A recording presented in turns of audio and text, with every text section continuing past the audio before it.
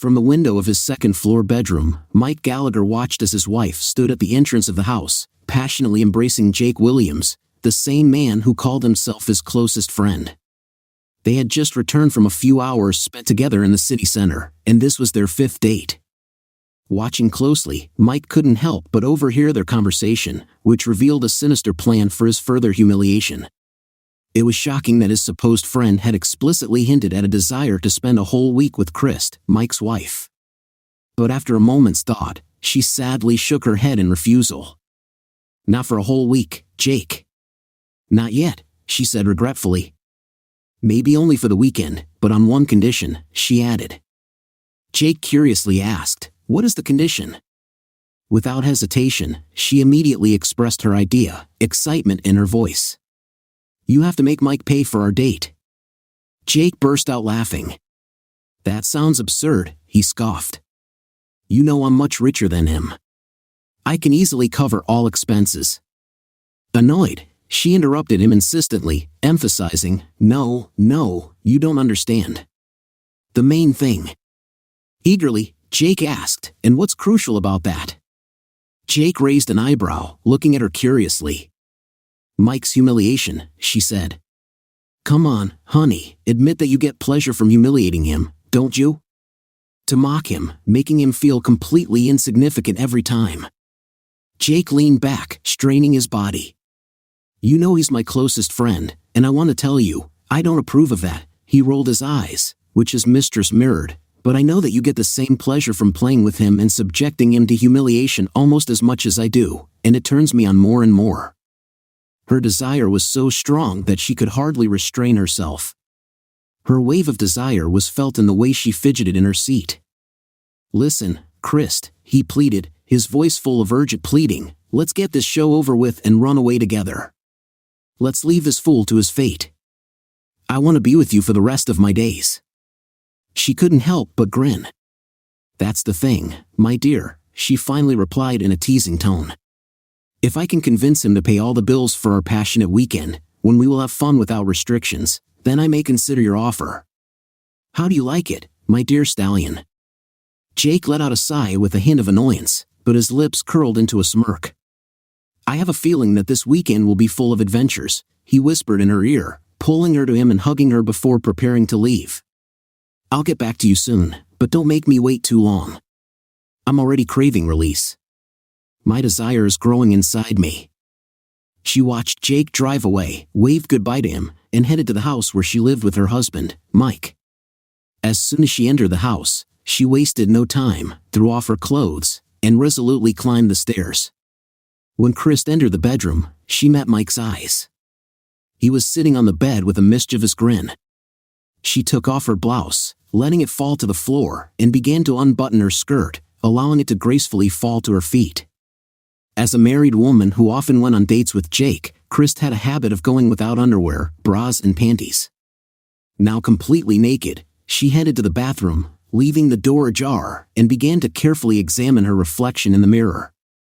"Did you overhear our conversation by any chance?" Calmly, carelessly, she asked, without taking her eyes off his reflection in the mirror and waiting for his reaction. "I've decided to leave you for Jake," she said. "We are planning to spend the weekend, and you will pay all our expenses. In the end, I will say goodbye to you forever and marry him." There was a note of sadness in Mike's response. "I've been carrying the financial burden since we got married 3 years ago. I really believed that we were living successfully. All I did was genuinely love you and prove it every day. Don't you have any love for me?" In response, Chris let out a mocking snort full of contempt. "Tell me, how could I keep even a drop of love for you?" she scoffed sarcastically. "To me, you're nothing more than a slob and a weakling who lets his so-called best friend take care of his own wife." Looking up from the mirror for a moment, she saw Mike turn away from the window, his shoulders slumped, and tears in his eyes. "Come on, show some courage," she chuckled casually, throwing her words in his direction. "Is that why you've been so disrespectful to me these past few months? What about the vows we made before the altar?" He replied in a barely audible whisper, "Do you really believe that the words I foolishly uttered in the past can stop me now?" There was irony in her voice. This pitiful and weak person I see before me is not worthy of my presence. I'm asking you, Christ, please think. I still love you, and your rude words break my heart." Mike's voice trembled as his gaze wandered over her graceful figure. Even after all these years, he still looked at her with adoration, as on that happy wedding day. He gently took her hands and put the ring on her finger. Christy felt his intense gaze full of desire on her as he examined her undressed figure. She shook her head in displeasure. "Don't even think about it, you pathetic man," she grumbled back. "I will never let you touch me again. When the time comes, I will bring a real man who knows how to treat me respectfully. And as for you, my dear husband, you can sit in that chair over there and watch me indulge in my own pleasure before your eyes," she explained, grinning cynically. Christy did not notice how her husband's usually soft face was gradually changing with every minute. His features became rigid, the skin on his cheekbones tightened, and his fingers involuntarily clenched into fists. "Damn you," Mike muttered, getting up from the bed. Christ's hand, running through his curls, froze on the way down his arm. This was the first time that her gentle and affectionate husband uttered such rude words to her. Straightening up, she turned her head to face him.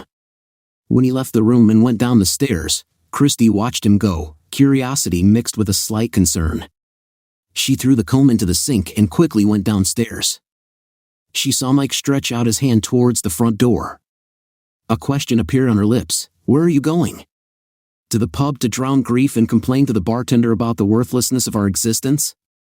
Or maybe you're going to seek solace in your mother's arms, shedding tears like a hurt child?" Putting her hands on her hips, she snorted sarcastically, standing on the stairs. Pausing in the doorway, he looked at her with a hint of sadness in his eyes, and the silence dragged on for several agonizing seconds. In their shared bedroom upstairs, he realized that he had reached the limit and no longer felt indebted to this vile woman named Christy. Finally, he said, "Goodbye, Christy," and slammed the door shut. She heard the sound of a car door opening and slamming, and then the loud roar of the engine. A few seconds passed, and she saw him driving away. Where could he have gone? Christy thought for a moment in confusion, but finally dismissed the thought with a shrug, ignoring the situation. She thought, forget about it, in a good way, from someone who was driven by passion. Gathering her resolve, she took out her phone and dialed a familiar number. "Hello, darling," she whispered. "My loser has disappeared, so why don't you come visit me? Are you on your way? Hurry up, I'm looking forward to your arrival." 3 days later, Michael drove up to the house, deftly opening the garage door on a signal from his car. It seemed strange to her, and she thought about it. After all, her husband never locked the door. Curious, she gently tapped on the sturdy wooden surface, and hearing the lock open carefully, she turned the handle, slowly opening the door. She saw him sitting at the table, fascinated by the computer screen, carefully studying the map of an unknown place. Christy guessed that this was due to Mike's current project to create a residential village around one of the picturesque lakes located nearby. Drawn by curiosity, she asked, "What are you doing?"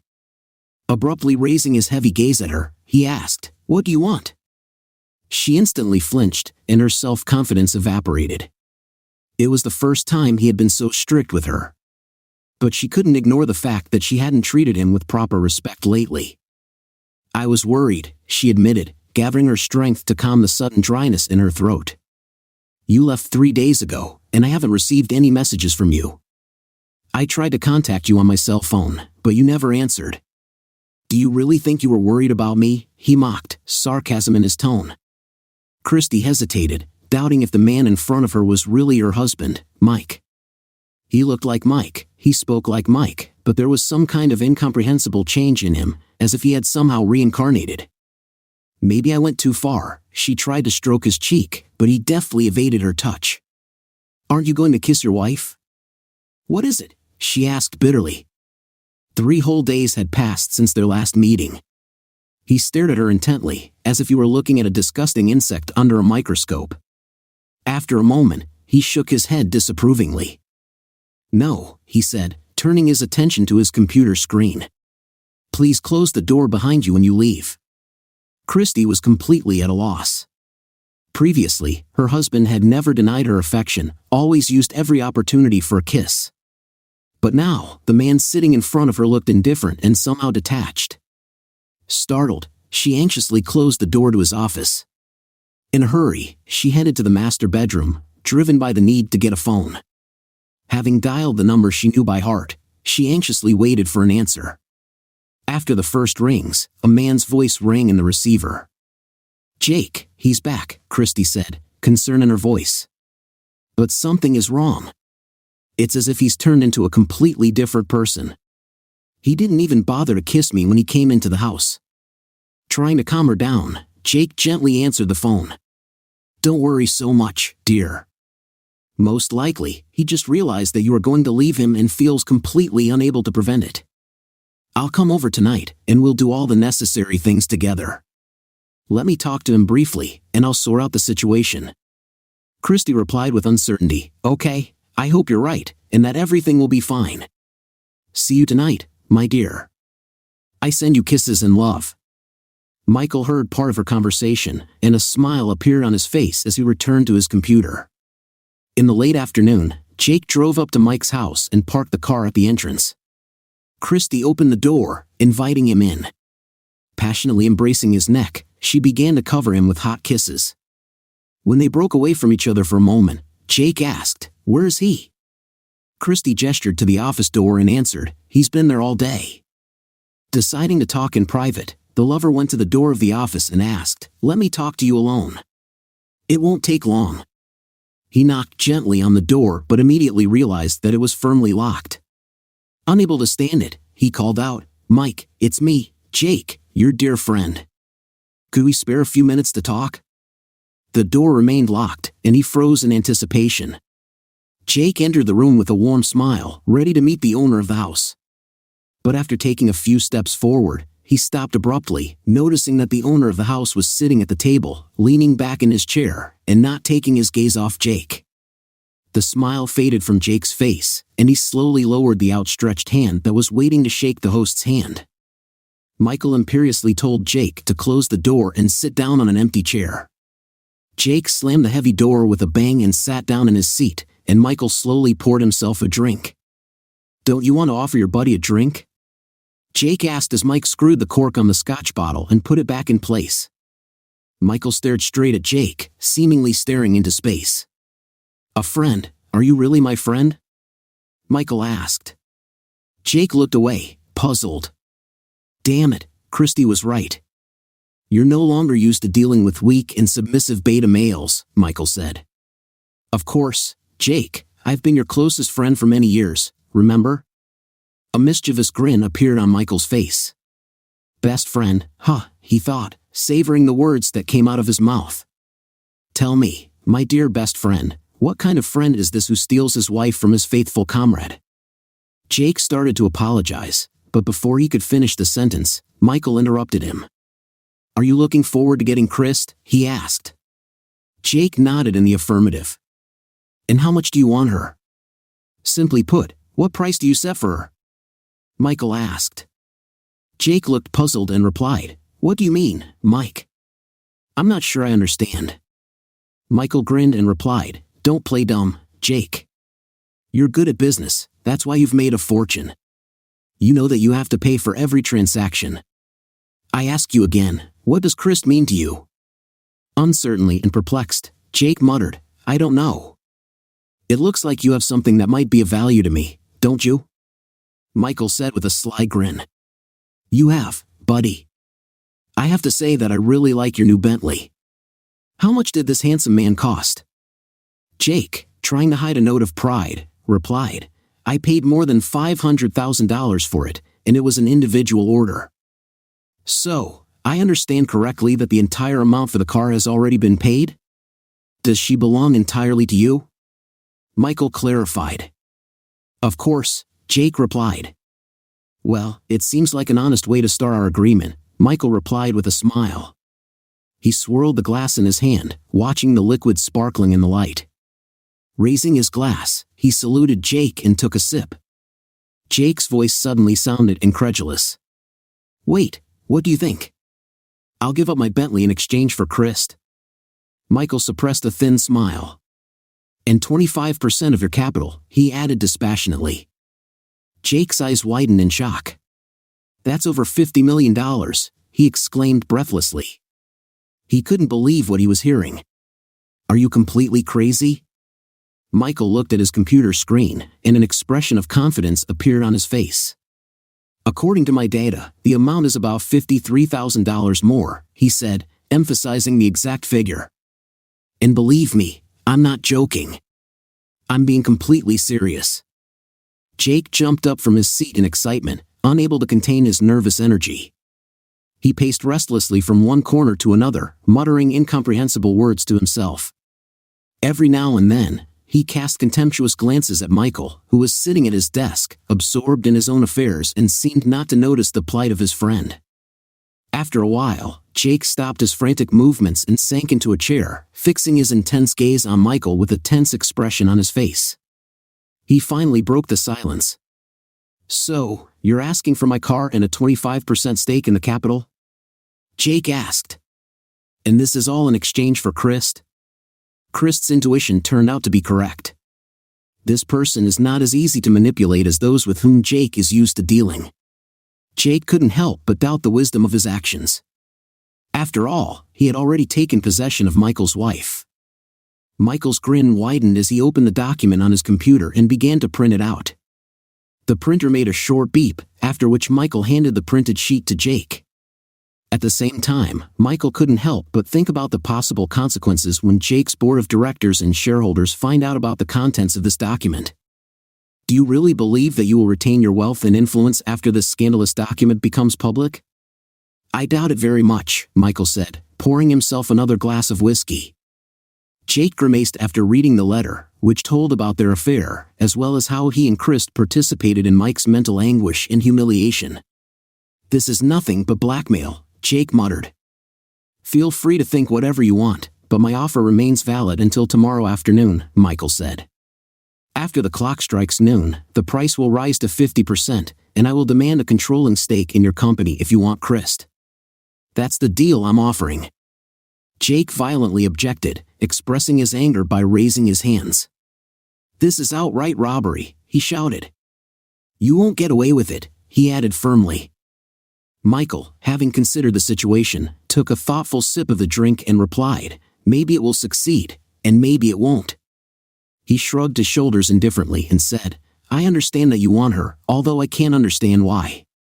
But anyway, I stick to this price. And I'll tell you something else. If you accept my offer unconditionally, I will make sure that you both spend the rest of your lives together. I will disappear from your life forever and will never bother you again. Isn't that what you want?" Jake, who needed time to think, stood confused. Michael nodded understandingly. "I understand you have until tomorrow afternoon to make a decision," he concluded. "Don't forget," he stressed, bending his hand and tapping the dial of his wristwatch with his fingernail. "Time is running out." His former friend took a handkerchief out of his pocket and wiped his sweaty face and neck. "Please close the door when you leave," Michael said in conclusion, signaling the end of the meeting. "I won't keep you any longer." Jake got up, puzzled, and staggered out of the office. From behind the curtains, the owner of the office was watching Jake, smiling. He dialed a few numbers on his phone. The next morning, Chris arrived home in her lover's car. When they were talking at the entrance, Michael overheard their conversation. "Imagine," Jake suggested, "in a few days, we can start a new life without Mike. And now, let me go inside and enjoy these delicious buns for breakfast," he added cheekily, grabbing Chris by the back. She laughed playfully and gently pushed his hand away. "Not right now, but soon," she reassured him. "I can't wait for the day when Mike will serve us as a waiter." After the kiss, Chris followed Jake's departure and headed into the house. When she entered the house, she noticed a light illuminating her husband's office. Curiosity seized her, and she wondered if he had been there all this time. When she tried to open the door, she tried the handle but realized that it was securely locked. "Mike," she called, hoping that she would be answered. To her surprise, Michael's voice was heard from behind the door, expressing a desire to get out. Intrigued, Chris lingered a little longer, straining to hear any more signs of trouble. But realizing the seriousness of her husband's unusual behavior, she decided not to continue the conversation. Alarmed, she climbed the stairs and headed for the bedroom. The next day, Michael received a short message from Jake, telling him about the deal. Without hesitation, Michael quickly answered it, giving the number of the offshore account and warning that he would monitor the progress of the operation. It took several hours before Michael was convinced that the agreed-upon amount had been successfully transferred in full. Immediately after that, he started transferring funds to other accounts under his exclusive control. Having completed his financial affairs, he contacted Jake and Christy, informing them that he was taking care of the expenses for dinner that evening. "Please come by at 7 o'clock in the evening." Having received the necessary ingredients for tonight's dinner, he returned to the kitchen an hour later, causing a lot of rustles. Michael passionately loved cooking, and today's farewell dinner had a sentimental and bittersweet meaning for him and his guests. Christy arrived home at 6 p.m. and immediately went to the kitchen. It was a surprise for her since she had never witnessed and did not know about her husband's culinary abilities until that evening. But apparently, he was very skilled in the kitchen. The aroma wafting from the kitchen was simply delicious. The woman was genuinely surprised. "I didn't know you could cook," she said. He raised an eyebrow and put his hands on the table before answering. "There's a lot you don't know about me," he replied casually, wiping his hands with a rag. "Maybe if you stayed at home sometimes instead of running to your lover, you could also learn something." He took a moment to stand up for himself and said, "At least I understood what self-respect is. Now, go freshen up. Your lover will be arriving soon." She, again as yesterday, tried to kiss him gently on the cheek, but he didn't give in to her touch, turned his head away, and retreated, forcing Christy to stomp out of the kitchen overwhelmed with emotion. She rushed up the stairs, tears cascading down her face. "What have I done?" she asked herself. Shortly before 7 o'clock, Jake appeared and rang the doorbell. Michael quickly opened the door and went inside without delay. Jake took signed documents from the folder he had brought with him and handed Michael a set of Bentley keys.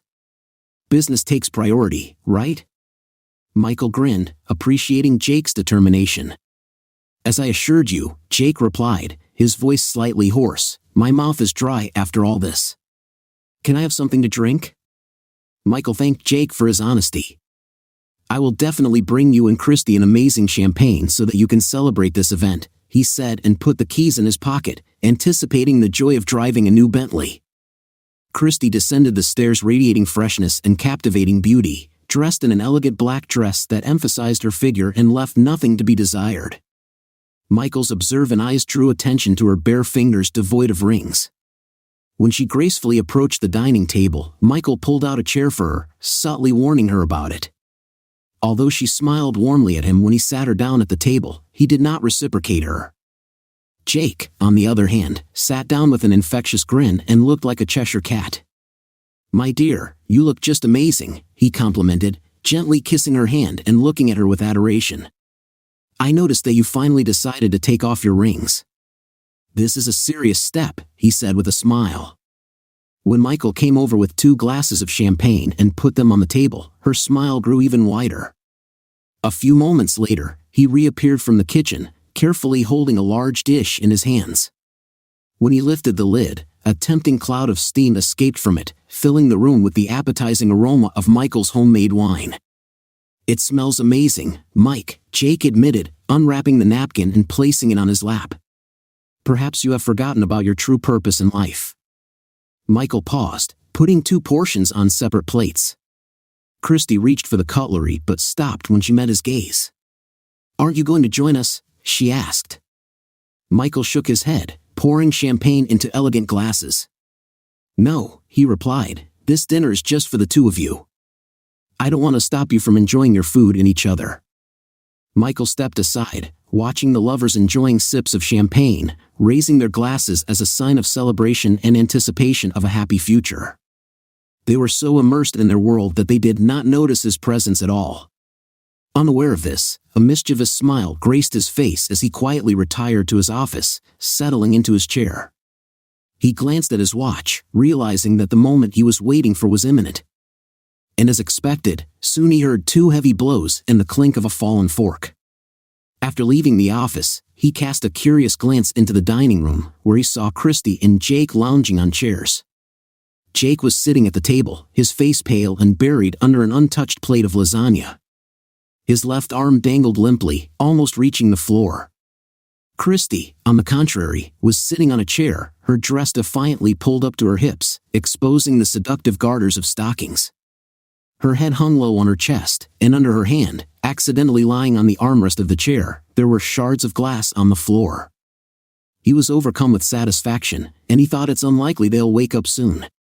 Michael quickly changed his clothes and got down to business, undressing both completely. He intertwined their forms and fixed their limbs together. Taking a wheeled cart from the garage, he carefully took both of them outside after tying their unconscious bodies with strong chains and weighing them down for greater reliability to avoid an untimely awakening. Michael put gags in their mouths despite all the difficulties. He skillfully put both of them in a spacious canvas bag purchased specifically for this purpose.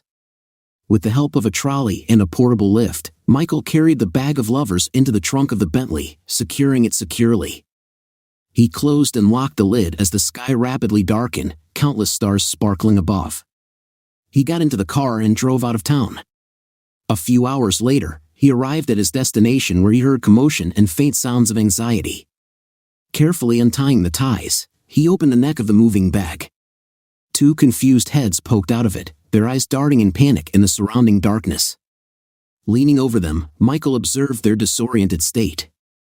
"I have a small pocket stun gun," Michael said, hinting that if they don't make noise, he will remove the gags and ask them questions. But he warned that if they shouted, they would not like his answer and showed the taser he was holding in his hands. Almost simultaneously, they nodded their heads in agreement, and Michael took out the gags. Filled with horror, Christy screamed, "Where are we? What's happening? What happened?" There were clear signs of panic in her voice. Jake asked, "What's going on here?" Michael told his unfaithful wife, "Judging by my GPS, we are at the very place where your husband decided to end his life." Christy gasped, her eyes widening in shock. "What, Mike? What are you saying?" she cried out in bewilderment. "What do you mean? What are you saying?" Jake continued, "Yes, he told me about how you've been mistreating him for the last few years, denying him intimacy, cheating on him, embarrassing him, and more." Michael said, expressing sorrow for what had happened, admitting his lapses in etiquette. He said he understands that his actions may have caused people to mistake him for his brother, Mike. He explained that he is actually Mike's twin. They not only share the same DNA but also the same name and patronymic. Jake and Christy were shocked. Their reaction resembled a frightened fawn caught in the light of lanterns. Despite my warnings, Mike let his emotions cloud his mind and ignored my advice. "You have no idea how I managed to avoid such a situation," Michael said, bringing his thumb and forefinger together, thinking about the missed opportunity. He regretted not speaking out when the preacher asked if anyone had any reason to object to the marriage. Guilt still weighed on him, and he spoke bitterly about it. Christy, taken aback, asked if he was at their wedding. She couldn't remember him attending. Michael admitted that he specially dressed so as not to attract attention to himself, which explained his inconspicuous presence. "Christy, I want to explain why Mike and I, despite the external similarity, are actually completely different. Mike was distinguished by a patient and gentle character, always striving for harmonious relationships with others. Unlike him, I was inclined to avoid conflicts. But what really distinguished Mike was his unfailing love for you. He was ready to endure almost anything just to make you happy. On the contrary, I saw right through you from the very beginning. I was firmly convinced that you are a person who, without hesitation, will deceive him, taking advantage of any convenient and profitable opportunity that comes to your hand. No matter what you call it, intuition, premonition, or sudden realization, I couldn't get rid of this feeling. Deep down, I wish I could have been wrong about you for Mike's sake, but unfortunately, I was right." He sighed with disappointment, interlacing his fingers and looking into the distance. Christy murmured in surprise, "Mike never talked about having a brother."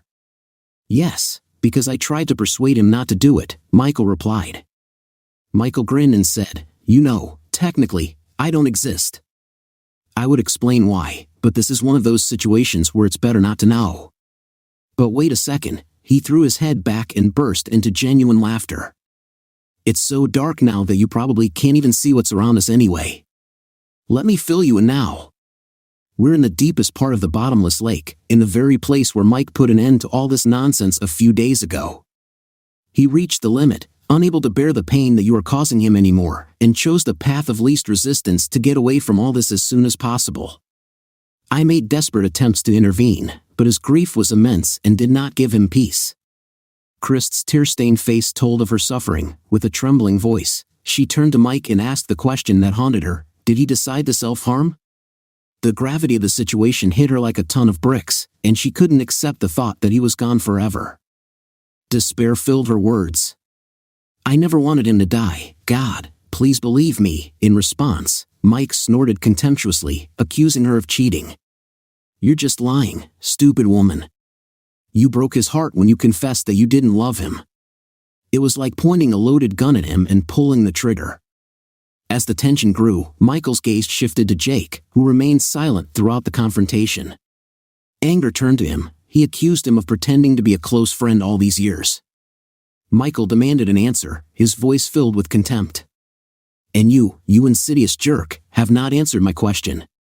What kind of friend would betray his friend by stealing his wife from him?" Michael asked sarcastically.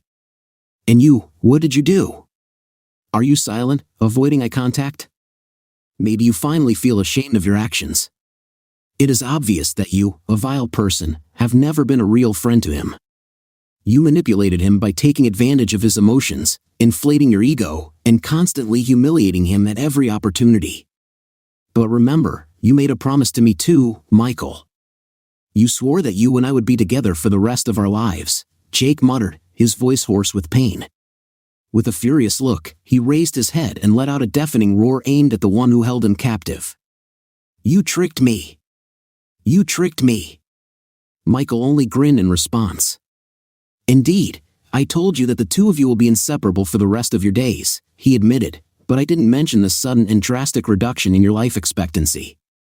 Yes, your time together will be filled with chaos, but it will be tragically short. As in romantic fairy tales, you will even leave this world on the same day." Michael was smirking smugly, enjoying the sense of satisfaction he thought he deserved by accusing these two of plotting against his own brother. Kristen's voice was trembling with suffering, tears streaming down her face, begging for mercy not only for her but for their entire relationship. Her requests were ignored as Michael's gaze became cold and sinister. Michael, in a venomous tone, reminded her of how Mike had desperately pleaded with her in the same words but was humiliated and betrayed by her act, leaving him completely crushed. Memories of Mike's confession haunted Michael as he recalled the painful details. But instead of remorse, Christy laughed callously in Mike's face and demanded that he accept the role she had prepared for him. "Well, now it's your moment to face the inevitable. You're just a crazy person," she exclaimed and convulsed in the bag. "Release us immediately." "You won't be able to escape from this," Christy shouted. "Maybe not, maybe yes," he replied. "However, when your farewell note is found on your computer, it will be irrelevant." Although he grinned, I must admit that this is a very heartfelt and touching letter. But let's shift the emphasis. I'm sure you know that the depths of this lake still remain a mystery since no one has ever managed to reach its bottom. No wonder it got the reputation of a bottomless lake. In addition, the weight of the tightly bound chain surrounding both of you ensures a quick descent. Michael reached out and pulled on the ringing links, causing both partners in crime to stare at him in shock, unable to move. Their eyes widened in horror, and their bodies trembled. "According to my calculations, you will be conscious for about 60 seconds, after which you will lose consciousness. Perhaps you can hold out for a few more minutes." With a wistful smile, Michael said, "It's time to say goodbye." It was a pity that this time there would be no priest, rings, music, and an official ceremony in their union. But despite this, he wished them a happy honeymoon. Michael completely tied the bag and tipped it over with all his might, causing the lovers to thrash desperately, beat, and scream in fear, floundering in the water. "Have a nice trip," he spoke softly, watching the silver cocoon of chains gradually disappear into the depths of the black water, and watching numerous bubbles rise to the surface. Gradually, the bubbles stopped appearing, leaving behind only silence that filled the dark expanses of the lake, broken only by a flickering plume of moonlight. Michael started the boat's engine and steered it to the bay's pier. Guided by the guiding lights of the pier dimly breaking through the hazy haze of early morning, finally, he secured the boat to the dock and turned off the engine. He quickly entered the Bentley, carefully hidden in the shadow of the noisy docks. When he started the engine, the air was filled with the soft hum of a running motor, which made him mentally remind himself of the need to destroy all traces of the former bag by setting it on fire. Taking his mobile phone out of his inside pocket, he composed a short text message and sent it. After a while, an answer came in which gratitude was expressed with notes of familiarity. "Thanks, buddy. I wish you good luck on your journey." Yes, Christy thought her husband was dead, but that was not the case at all. At that time, Michael was having a great time on a beautiful island, enjoying cocktail tales and beautiful women, while his twin brother, whose real name was Nick, saved his brother from a lying wife and friend. Story 2. I want to tell you something. My marriage is experiencing some difficulties. One of the signs of this is the moisture of my wife's hair on the back of her head. It is possible that this dampness is the cause of our marital problems. My wife, Mona, is 28 years old, and although she may not be conventionally attractive, her stunning physique easily compensates for the lack of facial beauty. Despite this, I truly love her. Mona is very smart, has a great sense of humor, and I believe that I could rely on her in my life. She works as an environmental biologist, devoting herself to protecting the state's environment. I am 30 years old. I'm a civil engineer working for a consulting firm. My wife and I have a good income, which allowed us to buy a beautiful 3-bedroom house in the suburbs about a year ago. It's interesting that we met while working together. Our relationship was steadily developing, and after 6 months of dating, we decided to take the next step and got engaged. A few months later, we exchanged vows at a beautiful church ceremony where we both pledged loyalty, mutual respect, and trust. I believe that with such values, we have a solid foundation for building a joint future, including creating a family with children. A year before we moved into the new house, Mona struck up a friendship with her neighbor, Sally, who was actively involved in the life of the local community. Sally, a divorced single woman of the same age as Mona, loved to go shopping and watch movies together. Since I preferred to stay at home, in this situation, I had enough time to indulge in reading books while Mona was not at home. In addition, Sally managed to get Mona to participate in the monthly meetings of the local library board. At first, these meetings were short-lived and lasted only a couple of hours a month, but then events took an unexpected turn. A few months ago, they started meeting twice a month for 4 hours to discuss the introduction of a new computer system in the library. Mona, who understands computers, was chosen to collaborate with the chief librarian in determining the criteria for the new system. For me, all this was logical, so I didn't attach much importance to it. But I noticed that after the first lengthy board meeting, Mona looked unusually restless and preoccupied for several days. When I asked what was wrong with her, she said that working with the head librarian is quite difficult and requires a special approach. But I couldn't help but be surprised when I noticed recently that her hair was damp. The moisture on the back of her neck indicated that she was either straining enough to sweat or she was taking a shower somewhere. I was puzzled as to why she sweats or needs a shower while in a meeting. I knew she hadn't showered or washed in the sink after coming home because I hadn't slept and was waiting for her. A cursory examination of her skin confirmed the presence of soap, although it was not the soap she usually used in the bathroom. Where could she take a shower? Maybe in a motel? This thought aroused some suspicions in me. I decided not to make love to her today. I just felt too tired after a long meeting, knowing that we both have to work the next day. "Okay, honey. Sleep well," I said. She moved to her side of the bed, facing me, and quickly fell asleep. It seemed strange to me that she did not show interest in maximum intimacy during the fertile period, but I remembered how she always refused to make love after meetings in the library, citing fatigue. This aroused new suspicions in me. It became clear that she was trying to hide the relaxation she felt downstairs after our intimate minutes. Recently, we have been thinking more and more about starting a family. Having been married for 5 years, we deliberately postponed the birth of children until we became financially well off enough for her to stop working. Coincidentally, I had just been promoted, and we decided that this was the right time to conceive a child. In this regard, a week ago, she stopped taking birth control pills. But if she really has a relationship with another and we get divorced, I didn't want to be responsible for paying alimony for a child who might not be mine. In order to decide on further actions, it was necessary to reflect. I lay there for a long time, thinking about the various options that stood in front of me. At first, I decided to refrain from intimacy with her. If I had presented her with just evidence of a slight dampness, she would, of course, have dismissed my concerns with laughter and denial. In order to gather more solid evidence, I realized that I needed extra time before we could resume our physical relationship. But I couldn't rule out the possibility that her lover might have impregnated her tonight, which prompted her to insist on intimate contacts with me over the weekend as a means of hiding possible infidelity. After carefully considering all possible options, I decided on a promising course of action. If she had engaged in unprotected sexual intercourse with him tonight, her desire to make love to me as soon as possible would have become desperate.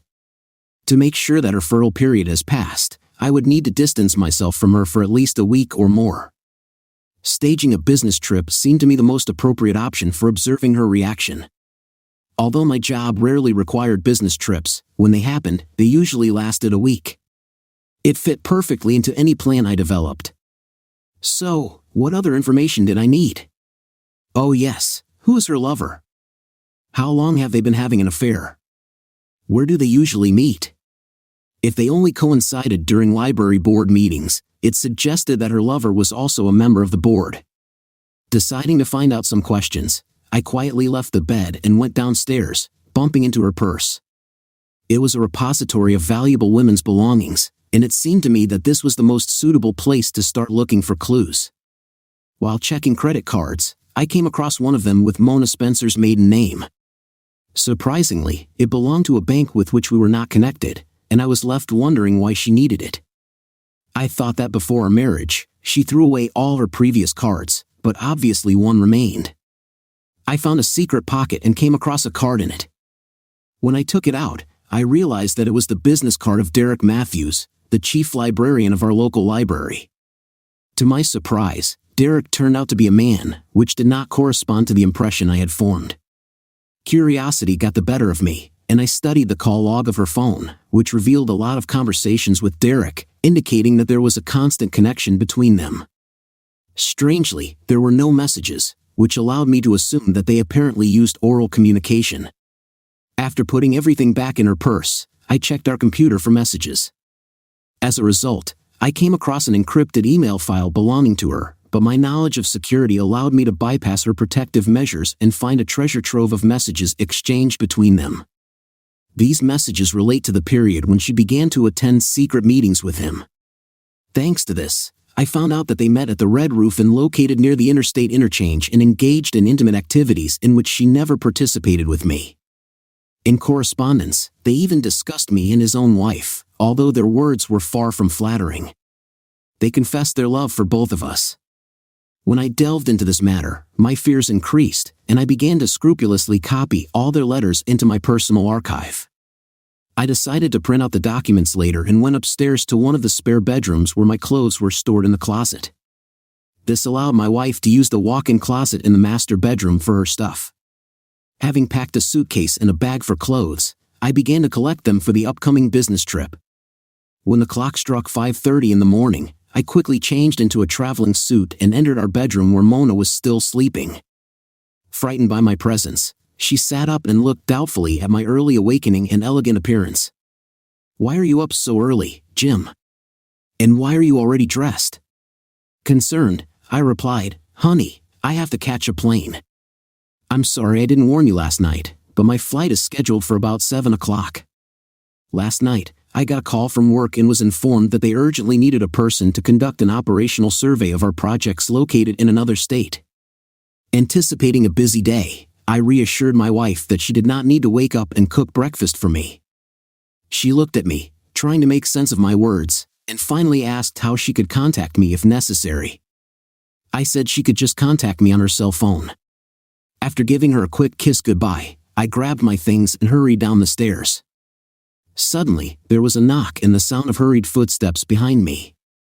My wife appeared on the landing and called my name, Jim. Jim! What do you think about trying to conceive a child? We plan to do it this weekend, but we'll have to postpone it until next month, my dear. I'll call you as soon as I get to my destination, I said. When I opened the garage door and got into the car, there was a loud scream from behind. Without giving her a chance to say a word, I quickly drove away from the house and made sure that my mobile phone was turned off. After a 2-hour drive, I reached my father's house located on the shore of a quiet lake in a remote area. Being a widower, my father lived there alone. While I was sipping a strong morning coffee, he started preparing breakfast for us. Taking advantage of the moment, I shared with him the sad news I had learned about Mona. He was very upset to learn about her betrayal, especially considering that he really wanted to have a daughter, and Mona filled this void. The idea that she had deceived me was unthinkable to him. Son, I can't find the words. Throughout my relationship with your mother, we had a strong bond, and as far as I know, she never cheated on me. You will have to act carefully in this situation, weighing your options before taking any action. I understand, Dad. Tomorrow, I plan to return to the city and meet with my lawyer, Ed, to discuss possible courses of action. Ed is a reliable person whom we have trusted for many years. Dad, your coffee and omelets are still as delicious as ever. If you ever decide to cook on your own, you can use this opportunity to practice, I added. I understand, he replied. Around 9 o'clock in the morning, I called my office and talked to the boss. We agreed that if Mona tried to find me, he would tell her that I was on a business trip, and they would contact me by mobile phone instead. He instructed the secretary to provide all callers with predetermined information. I asked for a week's vacation, and he approved it. But when I checked my messages, I saw that Mona had already tried to call me 4 times urgently, demanding that I call back. Deciding to make her wait until noon, I still called her at work. There was a note of concern in her voice when she asked, "Where are you, dear? Do I have the opportunity to fly to you for the weekend?" Unfortunately not, honey, I apologized. I'm leaving tomorrow, and I have no confidence that I will find a stable place for a long stay. Let it happen next month. It's time for me to go. My comrades are calling me. Before I hung up, I heard her say, "I love you." My father, who overheard the conversation, just shook his head. After that, I called and made an appointment with Ed Willie for the next day. When I arrived in the city for the appointment, Ed greeted me warmly. "Good to see you, Jim. How can I help you today?" I turned to Ed for advice about my wife's infidelity and possible legal actions I could take. During our conversation, which lasted about 30 minutes, we considered various possible options. Ed suggested that if I wanted to get a divorce, the easiest option would be one based on irreconcilable differences. If I wanted to get a divorce based on adultery, then I would have to bear the burden of proof, which could be both financially costly and difficult to obtain evidence that could withstand verification in court. Considering that there were no children and my wife was a successful specialist, the division of property during the divorce seemed simple, 50-50. I asked him about the possibility that she might be pregnant by another man and was relieved to learn that I would not be responsible for any alimony payments. Expressing gratitude for the help, I said that I would inform him of my decision in a few days. After the meeting, I went to the main library and wandered aimlessly around it until I came across an office with the inscription Chief Librarian. I took a magazine and settled into a chair from which the door of the office was clearly visible. I waited patiently, scanning the surroundings with my eyes. After what seemed like an eternity, the door finally swung open, and a man about the same age as me appeared on the threshold.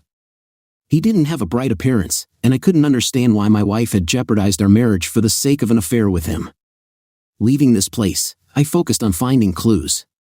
Determined, I went to the nearest electronic gadget store, where I made an expensive purchase of a modern voice-controlled recording device. With this new tool, I went to the Red Roof Inn, where their secret rendezvous was taking place. Having rented a room for the night, I prepared for what lay ahead. When I had time left, I sneaked back home and started looking for clues on our personal computer. It was familiar territory where the truth often lurked. During a recent email exchange, it became clear that she was worried about a possible pregnancy resulting from their last meeting. I refrained from intimacy with her in order to reveal her infidelity, as she was afraid that he would be responsible for the child. Their growing anxiety was noticeable, and I found satisfaction in it. Before leaving, I made sure to save these messages in my personal file. After dinner, I retired to my motel room and spent some time looking for solace in the company of the TV. In the end, I turned it off and just lay down on the bed, thinking about the reasons for her act, which dealt such a blow to our once loving marriage. She rejected a promising future filled with dreams of raising children and growing old together, rejecting all this as having no value. In the early stages of our marriage, our intimate moments were filled with passion and satisfaction. But in her reaction to my upcoming business trip, a truth was revealed that deeply struck me. She entered into unprotected intimacy with another person, which could lead to an unexpected pregnancy. It became clear that her choice to give him the opportunity to become the father of her child was a testament to her deep love for him. This thought overwhelmed me. Tears welled up in my eyes when I thought about the fact that the years we spent building a life together now seemed to have been wasted. Our existence together was filled with joy, but the pain of the approaching end overshadowed everything. In the end, I realized that forgiveness was impossible, even if she hadn't gotten pregnant from him. Divorce was the only way out, but I dreaded the upcoming showdown. Around 8 o'clock in the evening, I called home on my mobile phone and talked to her.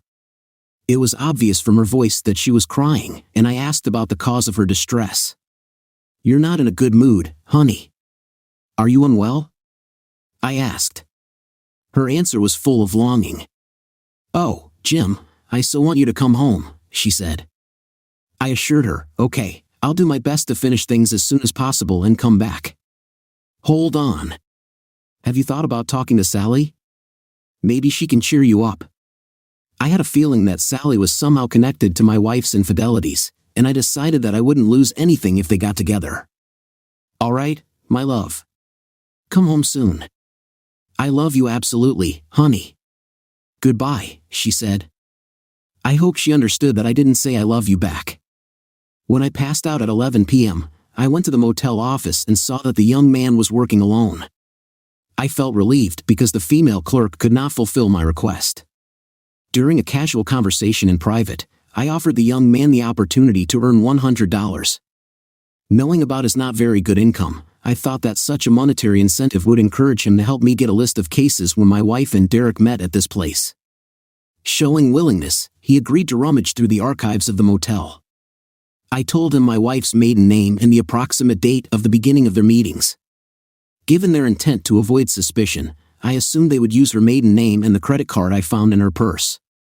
He promised that he would start the research that very night and made it clear to me that he would diligently carry out the task. "Please prepare a list for me by tomorrow morning." I slept restlessly that night and felt depressed. Even when I went to bed early in the morning, I went to him and saw that the list was already ready, which confirmed my initial expectations. After the meeting in the library, we talked. I shared a photo of my wife with him, and he remembered her back when she had to register with a credit card. He mentioned that they usually stay in the room for only about an hour, after which they leave in different cars, a common pattern among the cheating spouses he encountered. After breakfast, I returned to my father. In the remaining days of the week, I devoted my time to fishing, but on Thursday, I decided to take an important step and turned to Ed Weiland with a request to issue divorce papers. He guaranteed that he would prepare them within a few days. I made sure to call home every night, deliberately giving Mona the impression that I was in another city. With each conversation, her tone became more despondent, and sympathy crept into her soul, but I couldn't bring myself to release her from the consequences of her act. The desire for revenge did not leave me, although it was accompanied by a bittersweet feeling. On Friday afternoon, I returned home while she was still at work. A recently verified email indicated that the affair she was involved in was nearing completion. The experiences associated with her pregnancy greatly affected their romantic relationship. It seemed to me that there was no need to keep the recorder anymore since I had collected enough evidence of her infidelity. I printed out 2 sets of their email correspondence so that I could later provide Derek's wife with a recording of their affair. Now I had to decide what to do with Mona, to immediately confront her or wait until she got pregnant. As soon as Mona returned from work, she threw herself into my arms, sobbing uncontrollably. "Dear, what exactly is the matter? Is the sink clogged up again?" I asked. "No, it's just that after you left, I realized how much I love you and miss you.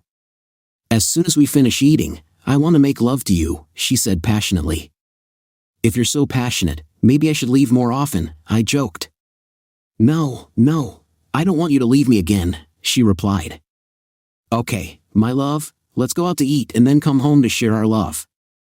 "I think it's a good plan," I said, trying to reassure her. We had a quiet dinner at our favorite bistro.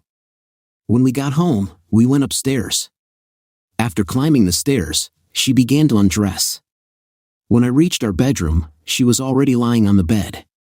Watching her, I realized that I would miss her, but I didn't want to share her with anyone else.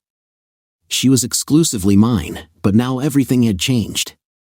I suspected that she wanted to discuss her pregnancy with me. However, whether she was pregnant or not didn't matter to me anymore. It was over, and I decided to be honest with her. I sat down on the edge of the bed and spoke. "Mona, we need to talk. There's a reason I can't continue this. I keep picturing you with Derek." A sigh escaped her lips, and when I turned to face her, an expression of horror appeared on my face. "Mona, our relationship has come to an end. I have made the decision to divorce you," I said firmly. At that moment, she abruptly got up from her seat and hurriedly headed to the bathroom.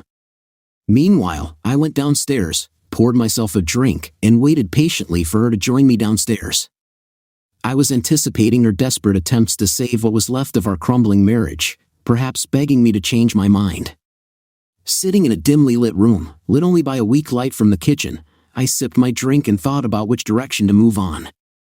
Despite the setback, I reminded myself that I was still young and had the potential to create the family I had always dreamed of. My professional career was developing steadily. Maybe it wasn't all that bad, but the feeling of melancholy still weighed on me. It seemed that she was beginning to enter a state of denial, and soon she would be completely absorbed by it.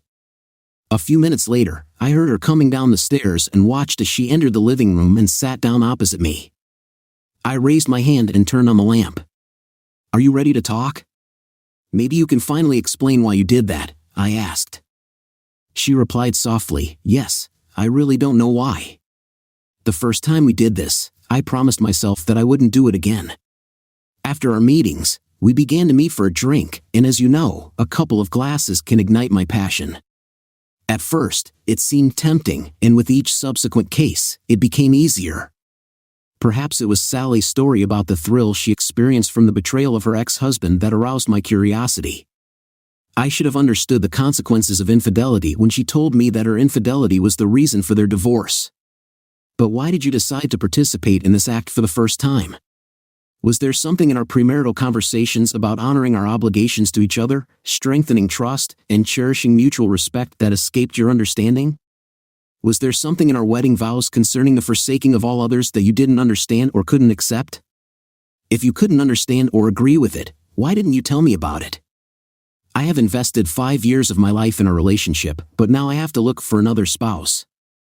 I hope this time I will find a person who understands the meaning of marital fidelity. Oh, Jim, can't we find a way out of this difficult situation? I love you, and I don't want you to leave me. I want to have 2 children. Please, let's clearly define one thing. You no longer have the right to address me with affectionate words. As soon as you let her be with you, you lost that right. Is that clear?" I was getting more and more upset by her position. She still refused to accept the fact that we were moving towards a divorce, but I had to stay calm and get on a higher level. "Speaking of children, when do you think you're going to determine if you're pregnant?" This was the second time tonight that she had looked at me as if she couldn't understand what she had just heard. "Oh, my God, you know," she exclaimed. "Yes, Mona, I know. Why do you think I organized this fake business trip? I wanted you to feel pain. This is the main reason why I am deciding on a divorce. You deliberately tried to conceive a child from your lover in order to make me believe that he is my own. This act was a complete betrayal and testified to the lack of respect for me as your husband. I can't find the strength to forgive you for such a treacherous act, even if you had done it only once and stopped. There might have been a chance for forgiveness, but you continue to behave in this way repeatedly. You have developed a persistent habit of deceit, which has destroyed any semblance of trust that I had in you. Even if you were in intensive care for the next 2 decades, I still wouldn't be able to trust you again. Is there anything you want to say that could mitigate the consequences of your actions?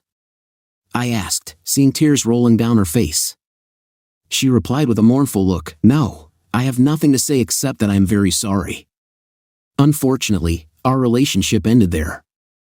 I have already taken the necessary steps to start the divorce process with Ed Willie, who will prepare the necessary documents. These documents should be ready by Monday. Our property will be divided equally 50-50. In addition, alimony will not be assigned, and even in the case of pregnancy, child support will not be paid, since it won't be my child. These arrangements will remain in force. Do you agree to such an agreement? It seems to me that this is quite reasonable, but I will consult with a lawyer before giving my final consent," she said, crying. "Okay, then. I'll sleep in the spare room until we officially break up. In the meantime, I'll start looking for an apartment.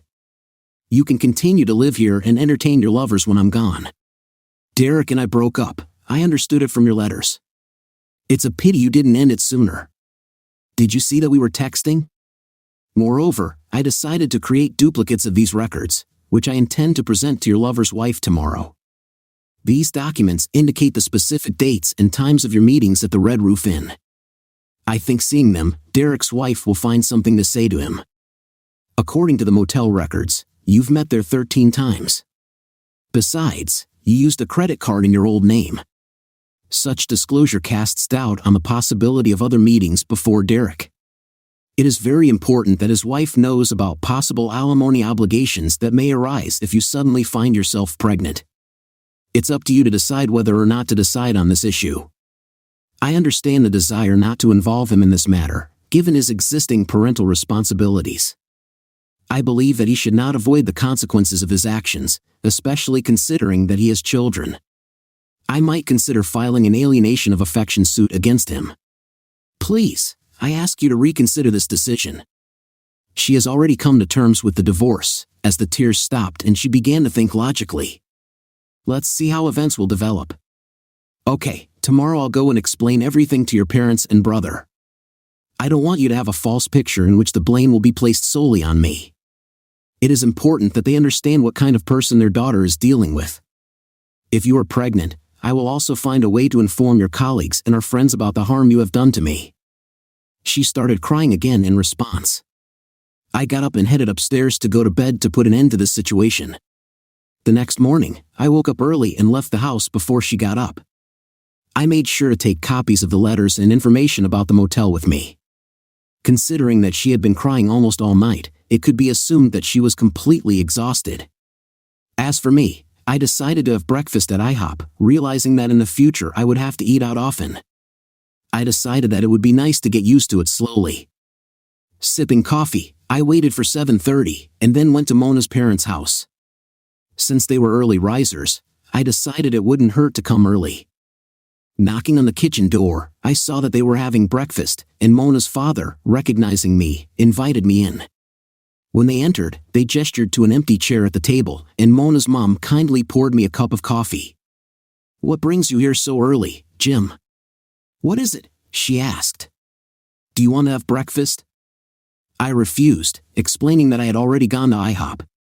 But I have some unpleasant news that I consider it necessary to share directly. "Bad news?" Mona's mom sighed. "I've made the difficult decision to divorce your daughter." When Mona's mom lost control of the coffee decanter, it crashed to the tiled floor and shattered. The sudden noise was quickly covered by a wave of emotions. "Divorce? How can that be, Jim? I can't believe you're serious. You had plans to create a family together." My heart sank when I talked about my shocking discovery. I found out that she has been cheating on me for the last few months, and there is a possibility that she is already pregnant with her lover's child. At that moment, Mona's younger brother Simon came into the kitchen and caught the end of my story. The whole room was plunged into stunned silence, eyes were fixed on me as if I had just announced the end of the world. There was confusion and disbelief in the air when everyone started talking at once. Are you sure? For sure? It's unbelievable. How can this be? Is there any way to sort out this situation? Who is this unknown man? I did my best to provide answers to their questions. Without a doubt, I'm sure. I have emails and records from the motel that confirm this, and she even admits to it. As far as I know, she is currently at home, unless she was seeking solace from her friend Sally. I don't think I can ignore it since I am completely sure that she tried to conceive a child from him and pass it off as mine. This is an unforgivable betrayal for any husband. The person she contacted is named Derek Matthews, and he works as the head librarian. He is also married, and I heard that he has children. Mona's mom exclaimed, rushing to the phone, "I'll call her right away." It's hard to imagine that my own daughter could behave so badly. I nodded in agreement. She not only ruined our marriage, but most likely is too. It looked like Mona was still at home, as I heard her mother interrogating her while I was getting up. Mona's father reached out and grabbed my shoulder, tears streaming down his face. He was sincerely apologizing. I took a sincere liking to her parents and brother. I found out the place of residence of Derek Matthews and got to his modest house. After parking the car on the street, I walked up to the front door holding a data package in my hands and began ringing the bell. When the door opened, Derek appeared in front of me, tears streaming down his face, politely asking, "What can I do for you?" I said I wanted to talk to his wife and give her something and addressed him as Mr. Matthews. He apologized and replied, "I'm sorry, but my wife is not at home right now." Having gathered my resolve, I insisted, "Please, let me pass this directly to her." Feeling that he knew about my imminent arrival, I addressed him directly, "Mr. Matthews, I am aware that Mona has informed you of my visit. I will find a way to pass this information to your wife, and nothing will stop me from talking to her. I recommend that you allow her to open the door. Otherwise, I will sue you for alienation of affection." He paused, then looked away and called, "Marge, someone's here to see you." Turning to me, he said, "You are a heartless person." "No, Mr. Matthews, you are the heartless person because you had an affair with my wife and tried to impregnate her. You ruined my marriage, and now I hope to ruin yours," I retorted. Sighing wearily, he turned away from the door. When his wife came up to him, I said hesitantly, "Mrs. Matthews, I want to tell you something important. Your husband has been having an extramarital affair with my wife for a long time, and I am currently in the process of divorcing her. I have proof in the form of email correspondence that documents their affair in detail, as well as a complete list of dates and times when they met at the motel." Seeing the devastation written on Mrs. Matthews' face, the weight of what was said weighed heavily on her mind. Doubts seemed to engulf her as she tried to grasp the extent of this revelation. "Are you sure?" "You can ask your husband, Mrs. Matthews. He's standing right behind you," I replied.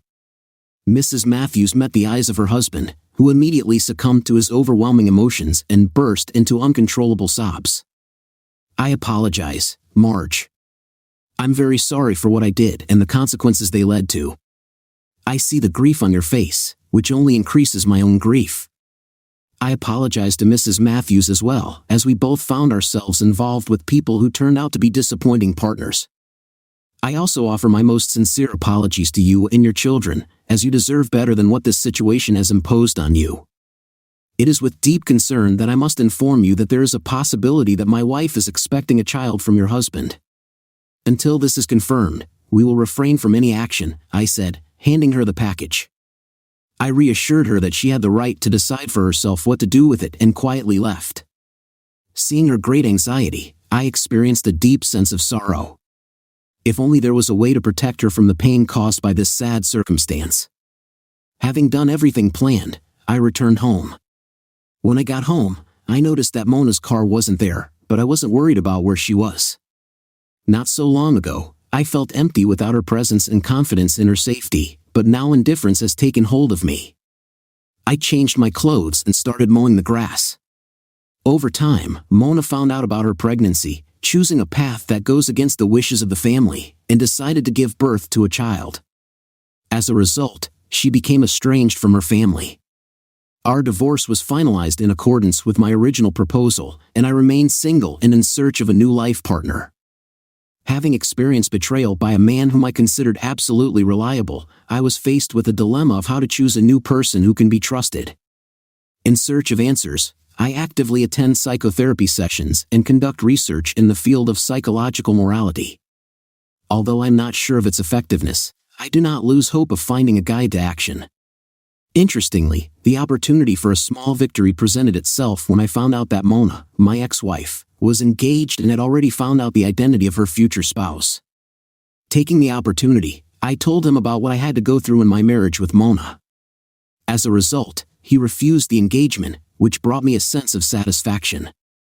I have friends who will let me know if she tries to do it again.